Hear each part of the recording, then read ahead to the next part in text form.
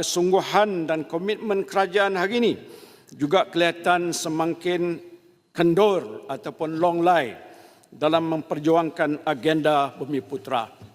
Ratusan rakyat yang dikategorikan sebagai Bumiputera termasuk di Sabah dan Sarawak adalah lebih daripada 60%. Tapi penguasaan ekonomi Bumiputera sehingga sekarang ini sudah merosot kepada hanya bawah 16%.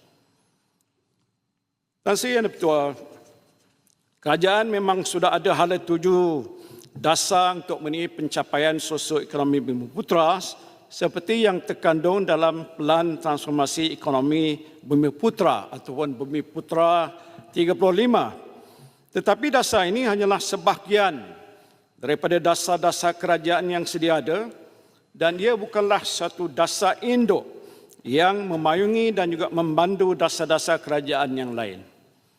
Oleh itu saya ingin bertanya kepada Yang Amat Berhormat Perdana Menteri, adakah kerajaan di bawah kepimpinannya bersedia untuk melaksanakan sebuah dasar ekonomi Bumiputera yang baru yang akan menjadikan ianya sebagai dasar induk kerajaan.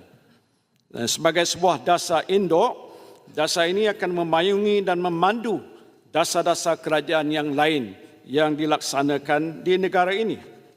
Dasar ini hendaklah menetapkan bahawa setiap dasar kerajaan, baik dalam bidang perindustrian, pelaburan, pembangunan usahawan, perumahan, pembangunan bandar, pendidikan, latihan, ekonomi digital dan lain-lain mestilah mempunyai komponen agenda Bumiputera dengan sasaran-sasaran yang boleh dicapai.